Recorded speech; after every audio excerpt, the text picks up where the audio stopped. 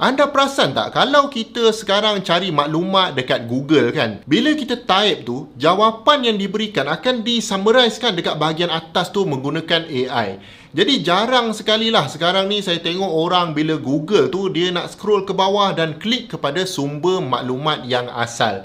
Dia baca je dekat atas tu, Google dah boleh jawab menggunakan AI summary tu, dah selesai sebab dah dapat jawapan. Fenomena ni dinamakan Zero Click Wall Garden. Maksudnya bila kita dah search tu, kita tak nak klik benda lain dah. Kita hanya baca maklumat yang dipaparkan untuk kita. Walaupun benda ni menjimatkan masa, tapi ada kemungkinan tak cukup maklumat yang diberikan kepada kita tu dan pengetahuan kita daripada summary tu pun limited kepada apa yang AI tu bagi tahu kita sahaja. Benda yang dia tak bagi tahu kita, kita tak tahu. Jadi pada masa-masa tertentu yang mana anda perlu research lebih dalam sikit, maka saya suggestkan anda kliklah something original research article ke ataupun blog orang tulis ke, bukan bergantung sepenuhnya kepada AI summary sahaja.